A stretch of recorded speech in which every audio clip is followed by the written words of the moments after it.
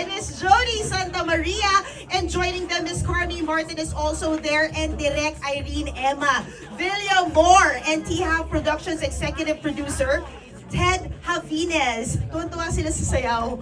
Wow! Direk! Ayan na! Woo! Early 2024, nung nagpunta sila Direk Bobot kasi at Tita Malu, ask Cornerstone sa management ko kung kung pwede akong mag-isip ng konsepto for mga entertainer sa Nagoya, Japan, kasi Direk Bobot nanggaling doon and have spoken to yung mga entertainers doon, so parang interesting yung buhay nila. And then dinala kami doon ni Direk Bobot and Tita Malu sa Nagoya. May kasama akong writer, si Direk Rod Marmol. Tapos kami yung parang yun, kausap namin yung mga girls, ganyan. And then after that research, kami ni Rod nag-isip ng what could possibly be a story for yung lives ng mga entertainers doon. So from there yun, it took parang 1 whole year din to write. So matagal siya na proseso. Like lagi ko namang ginagawa, ilang taon siyang nabubuo. Tapos yun, then we finally develop a concept na na-approve ng mga producers. So yun, sila Ted yung I'm 22 years old. Wow! 22! Oo! At talagang sumugal ka sa napakagandang kwentong ito. Pakikwento. So, yun nga po, as a business management graduate, I've always been fascinated about film. And yun nga, I wanted to use my background and apply it to the industry. When I got in touch with Direk, alam na namin na we wanted to produce something different, which is Midnight Girls. What about the story did really capture your attention?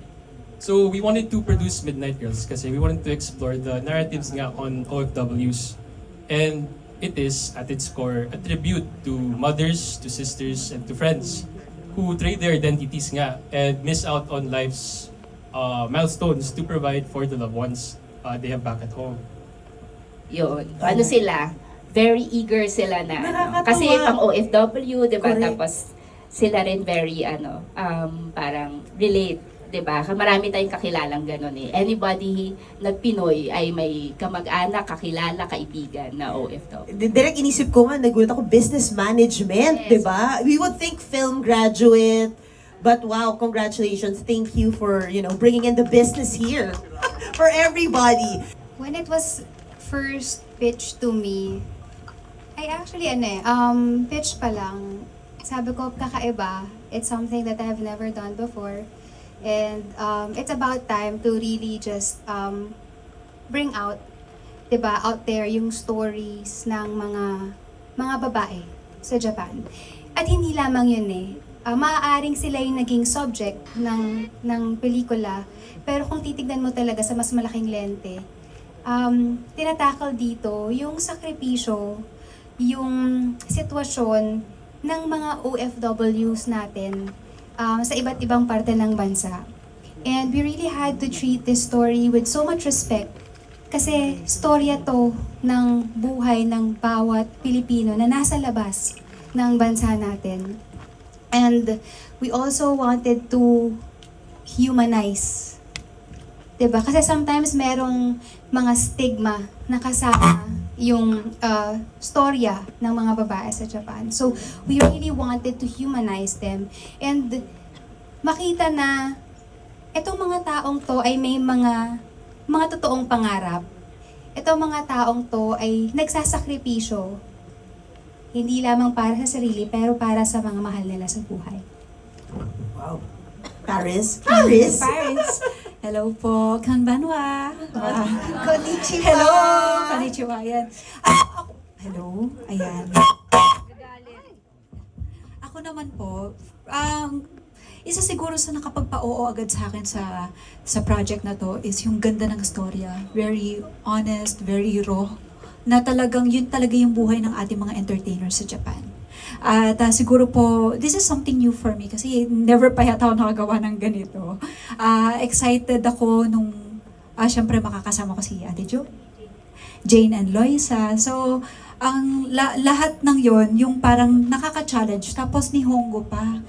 Ang challenge challenging pa siguro sa akin, yung kailangan emotional ka, tapos kailangan ni Hongo. Sobrang fluid, sobrang napaka-natural nung delivery nyo sa mga lines ninyo. Kahit na hindi natin to mother language. Yes, yes. Na kailangan maramdaman rin yun. Siyempre, challenge yun para sa akin na maramdaman ko yung mismo yung sinasabi ko. At maramdaman rin nung ka-eksena ko yung sinasabi ko. Siyempre po, ng mga manonood din. Pero pinaka nagustuhan ko talaga is, totoo yung sinabi ni Ate Jody, yung tungkol sa sakripisyo ng bawat isa, na lahat tayo may mga pinagdaraanan. Hindi natatago ng bawat ngiti natin yung mga pinagdaraanan natin sa buhay. So, isa yun sa mga nagustuhan ko po talaga sa story. And isa pa, pag si Direk Irene ang gumawa ng kwento, alam mo mapanakit. So, alam natin yan. Kaya maraming salamat po sa lahat ng mga nakapanood agad. Sana po ay nagustuhan ninyo. Yes, hi everybody! Good evening naman dyan. Konbanwa, yes. Yes, tsaka may timeline kasi ibang-iba yung ano. Hindi, pero natutuwa ako kasi napanood nyo na. Sana all. Di pa namin napapanood, pero it's a surprise. Oo. Ano ba? Nasabi nyo kasi na lahat eh. But,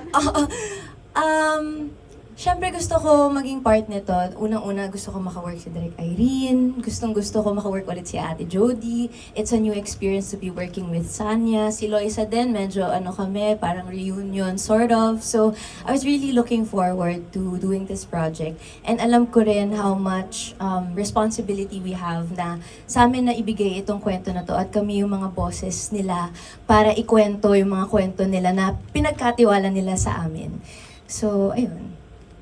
Miss Carmi. Ako nakapagpa-oo sa akin dito yung cast. Pagkatapos si Direk Irene, hindi ko pa kilala. Nagpunta sa bahay. Pagkatapos nung napanood ko na yung kay Ding Dong, sabi ko, oh my God, she is such a big director, big talaga, blockbuster director na kaya talagang it's an honor for me to work with all of you. At syempre, bonus na nasa Japan pa kami, di ba? During spring! Oo, yeah. Kaya I truly enjoyed and talagang it's such a privilege na mapasama sa mga young at talaga namang talented and award-winning actresses. Yes, of Miss Carmi. Grabe rin. Totoo po yung kaba namin doon. Yung kaba namin na lamig ng kamay namin, bukod sa malamig po talaga yung panahon. Pero yung kaba namin na bilang entertainer at nandun mismo yung mga entertainers, yung paano kaya nila, Nakasama tama ba ka yung sa ginagawa cast? namin? Nakasama namin sa cast. So, yung bawat ginagawa namin talaga doon, hindi lang sa pagsasayaw, kundi doon sa bawat eksena, yung parang nangangapa ka kung tama po ba yung ginagawa namin? Tama pa ba yung binibigay namin sa storya? So, yun po. Alam mo, Sex bomb Jody na itatawag sa'yo after nito. oh my gosh, hindi ko masabi yung gusto ko sabihin. Kasi yun yung sa lahat ng mga scenes na ginawa ko, parang yun yung talagang dinaga talaga ako. I mean, every time naman na pumupunta ako ng set, laging may kaba. Pero nung nalaman ko na isushoot yung scene na yun, parang, alam mo, everyday pinagdarasal ko na sana, not today, not today. Tapos nung na-schedule na siya, isushoot na siya, yung hindi ka na makakain. Tapos, malamig yung panahon, nalalamig din yung kamay namin. Yung parang, okay, but wala ka na bang ibang choice eh. Kailangan talagang gawin mo siya at gawin mo siya with full conviction. So, thank you, Direk, for giving me a chance to be a sex bomb dancer for one day. Maraming salamat. Bravo! And si Miggy, who represents a different facet of being an OFW, Yes. who feels like it's not for them. Kamusta yung experience na yun for you? Well, I mean, with this kind of film, there's nothing to say no to. I feel like every inquiry is like a blessing. And with Direk Irene kasi like naka-work ko siya before sa teleserye sa GMA, and then now to be working with on a film, iba yung feeling. Tapos syempre it's my first time to work with these beautiful women, and Yeah, it's just a privilege. I was just having a good time. Sobrang na-enjoy ko lang yung time ko sa Japan. The first time ko to shoot out of the country. Yeah. That is I'm awesome. Super blessed. Thank you for that. Actually, nung binigay sa akin yung konsepto, tapos parang nung nag-immersion, it's like, ay, at least hindi na pag-ibig na kwento. Pero syempre may pag-ibig pa rin, no? Pero it's a welcome change sa akin kasi matagal ko na talagang gustong magkaroon ng iba-ibang paths. Parang sobra akong privilege na makagawa ng kwentong ito. Mahirap, pero parang masaya na ibang at least ibang lane naman na pwede kong ma-explore. Kasi last ko nag-unsam Camp Sawi pa eh. So parang, but Camp Sawi is also, syempre, mga sawi, mga broken-hearted. So pag-ibig din yon. Pero ito, parang dealing with issues na parang mas-societal, diba? So parang sobra kong happy. Sana marami pa. Yes, boss? Ted? Yes! Oo. The pressure. The pressure Fresh na siya. fresh. Totoo yung parang kinabahan nga siya kanina. Saan po doon? Saan po doon? Feeling ko, Yes! sandali, wait lang. Hindi ko rin alam. Kasi ngayon pa nga lang natin, hindi pa natin mapapanood sa premiere night pa lang. Pero siguro kung ako si Paris, magkaiba talaga kami ng personality. Si Paris kasi napakakikay, di ba? Bubbly, lahat-lahat, ganon. Pero siguro kung kaya kong isakripisyo yung sarili ko para sa taong magmamahal sa akin ng wala namang kasiguraduhan, hindi ko alam. Parang ako, mas pipiliin ko pa rin yung sarili ko. Gusto ko munang buo yung sarili ko bago ako magmahal. Boy! Wow! Baka may continuation pa yun, direct ka? May spin-off. Hindi ka na nga mahulog eh. Sa upuan. Pero yun. Siguro, mas ako yung tipo ng tao na pipiliin ko munang maging buo bago ako magmahal. Ganon. Yes. For the cast, si Jodie talaga yung Vicky. Siya talaga yon. And then from her, dun yung parang isip ng may kakaroon ng chemistry with her. So yun. So sa kanila, wala sila syempre audition, nag-pitch na kami and hopefully tanggapin nila. So dasal-dasal yun. Nung tinanggap siya ni Miss Jodie. Miss Jodie kasi tawag ko sa kanya. Nung tinanggap ni Miss Jodie, sumunod na yung mga iba na yes sila, parang ganon. So happy. For the Japanese cast, audition yon. Kasi nagpadala sila ng mga tapes, ganyan. Audition tapes, yes. Totoo niyang pangalan. Tapos theater siya. Taga-theater siya in Japan. Tapos nagbabike lang siya papunta sa location. Ay, cute. Oo, cute-cute niya. Tapos the day before, pinasakit niya yung ulo namin. Hindi kasi meron siyang sa translation nung dialogue, parang bilang theater siya, sabi niya, this is not how we're gonna speak this. If we're former lovers, iba yung klase ng Japanese. If we're just parang ganito, there's like this old Japanese ta, but if we have to be casual, and so panic si Ate Sanya. At 3 a.m., sabi niya, totoo po ba to? Papalit po lahat ng lights. Sabi kasi ni Genji. Kasi after namin aralin yun, parang we have 1 month na pinag-aaralan namin talaga siya, yung una naming script ng Nihongo. Tapos pagdating namin doon sa Japan, nagpanik nga po kami kasi pinalitan lahat. As in, lahat ng sinasabi namin doon. And we only have 3 days to prepare for that mga sequences na Nihongo. So panik po talaga kami ni Ate Jodie. Grabe, napapalitan na pala. Dahil pala sa Ang dami kanya. naming sinasabi kasi na Nihongo. So yun naman. Pero na-enjoy rin naman namin yun. Siguro meron kaming rehearsal ng coach namin. So tinuturo niya kung paano yung proper na dapat i-pronounce mo yung Nihongo. Kasi medyo, syempre, gusto mo na maintindihan ka talaga ng kausap mong Japanese, di ba? So, yun yung mga preparation namin. Hindi naman kami masyadong nahirapan, konti lang. Medyo challenge. Mahirap pala talaga siya. So, bukod dun sa kailangan naming aralin magsalita ng Nihongo, meron din kaming ginawang immersion. So, we spent parang 3 nights sa isang umise kung saan kami nagtatrabaho. walang nakakaalam sa mga Japanese clients na pumunta doon kung sino kami or kung bakit kami nandun. Ang alam lang nila, mga bago kaming salta na babae. So, kailangan naming mag-show up, kung saan kailangan namin pumila at pipili yung hapon kung sino sa amin ang gusto niyang maka-table.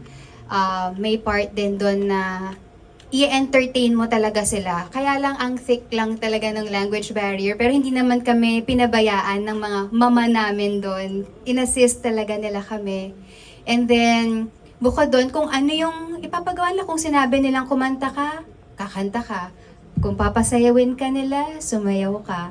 And then there was one night also as part of our immersion, nagkaroon kami ng parang mini show na merong center stage doon wherein the four of us had to perform.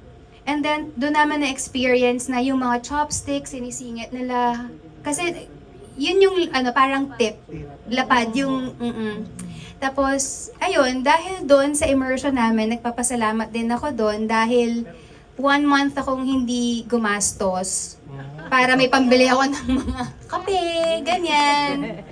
So, kumita din ako sa Japan. Ba't hindi ako sinali doon? Oo, good.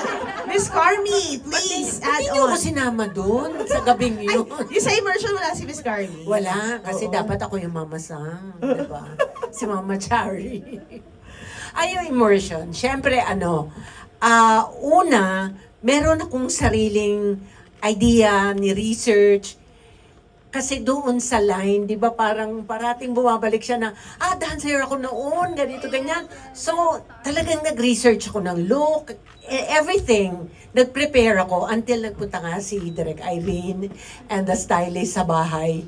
May mga pinili sila. Sabi ko, bakit parang modern na? Yung pala yung may real na mamasari sa Japan. And talagang naka-Gucci, naka-Louis Vuitton. So, hindi na pala yung ini-imagine kong baka luma yung itsura ng mamasang. Hindi na pala ganon. So, yun. So, yung lahat ng research ko, tinapon ko. But, I actually enjoyed doing the role. Nakakatuwa rin yung binigay sa aking mga lines, di ba? At saka nakikita ko nga na natatawa rin sila sa akin. And parang na-empower mo yung mga kababaihan na iyong hinahawakan doon sa bar. Oh, yes. Kailangan ko silang parating pagsabihan from my past, dapat dati akong beauty queen. Tsaka dancer, ganyan-ganyan. Di ba pinasa ko sa'yo yun? Hindi, sa kanya pala, kay Paris. Thank Miss you for that Universe. wonderful question. Bakit naman ganon? Sa'yo binigay, 14.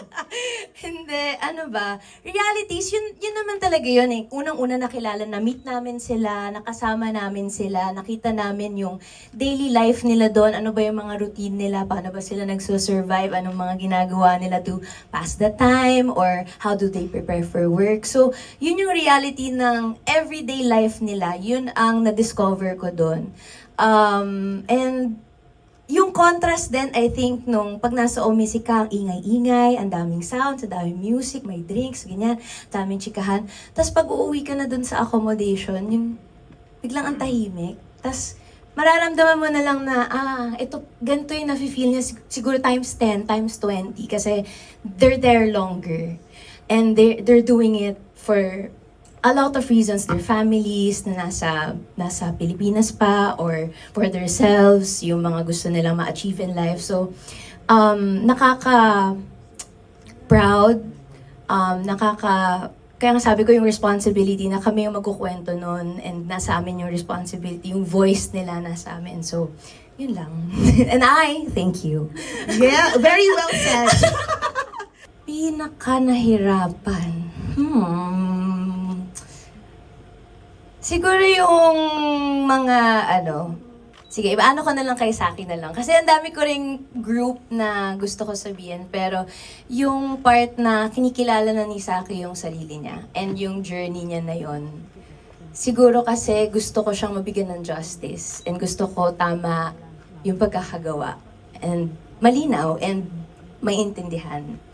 Yun lang. Kasi again, I wanna represent it properly din. Parang nakita niyo na po kanina yung Nihongo talaga siya. Yun talaga. Yun pinaka-challenge sa akin. Pero nagbigay sa akin ng result yung reaction ng mga taong nakapaligid din nung nanonood na yun eh. Nung nagre-react yung mga Hapon, tsaka yung mga babaeng, mga Pinay doon na, ay, so, ibig sabihin, tama siya. Tama yun. So, yung nagre-react sila, ibig sabihin, tama yung ginagawa ko. And syempre, isa sa mga actually, mahirap siya gawin kasi isang take lang. Yung sinaming apat na isang dire-diretso, yung medyo mabigat, medyo bandang dulo, yun naman yung sa amin na since parang naghahalo yung kailangan. Pero nung time na sinushoot namin yung one take na yun, hindi namin nararamdaman yung one take lang to one take, yung pressure na yun. Mas yung kailangan naming maramdaman yung kailangan maramdaman dun sa pinaka-eksena. May iconic line ka na nga dun eh. Yes, yun nga po. I'm the best puta in town. Love it! Thank you. Ano bang pinaka-challenging for Vicky? It's not actually a particular scene kasi parang meron nga bang madaling eksenang i-shoot. But then, kung paano mo siya gagawin or ipapakita na kung paano yung sa tamang paraan. For example, she's the type kasi na siya yung parang ate ng group eh. Siya yung mama-mama ng grupo. Mama-mama. So, she had to be strong even in moments na she really wants to, alam mo yung to break down or even parang deep inside, she's breaking apart. Diba? And then yung pagod. Diba? Yung pagod ka and yet kailangan mong ipakita na matatag ka pa rin, na you have to endure everything because you know maraming buhay ang nakadepende sa'yo. Meron kang mga kasamahan who look up to you na ikaw rin yung nagiging source of strength nila. So I think for me yun yung challenging for me, my character as Vicky. If there's a particular scene na nahirapan ako, yun nga yung dance. Yun talaga. And I guess yung confrontation naming apat. Kasi parang yun yung culmination ng ano ba talaga yung nararamdaman ng bawat isa tungkol sa trabaho na ginagawa nila. Grabe. Sa mga babae, yung mga nakilala namin doon nung first namin pumunta, nung wala pa talaga kaming idea, tapos parang pwede naman kaming lumipat na ibang location, pero we wanted to be truthful dun sa mga nakilala namin, kasama namin sila sa cast. Kaya ako rin nga, sa original script ko, wala yung mga interviews, tapos nilagay ko talaga siya for nung iniisip ko siya, isasama ko ba talaga tong interviews o hindi. But I felt na, ayun, magkaroon din ng, mula sa boses talaga nila, sarili nila, yung kwento. So, ayun. Kaya, Japan tayo. Pwede pang isa. Why Yes, not? yes.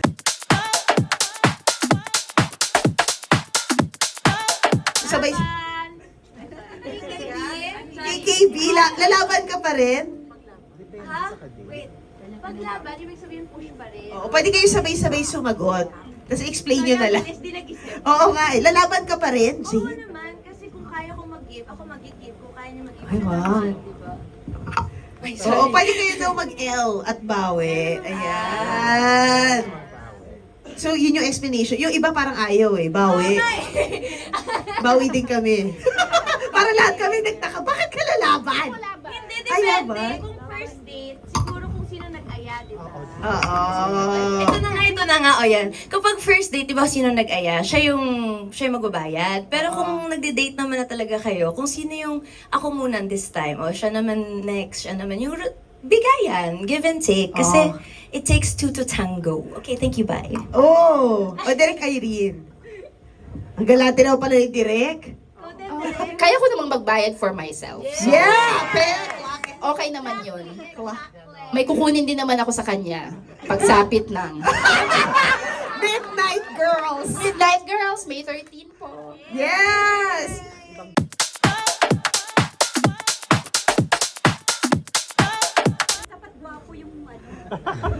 Dapat gwapo Si kung Genji sino. daw. Oo. Type na type ni Natalie kanina Oo, pa. si Genji, okay naman. Ganun yung mga itsurahan, okay. Basta Disney Sabi princess po, yung treatment. pagpasok nila, ang pogi nito ha. Ito na cast. Basta Disney Princess, okay lang ang situationship.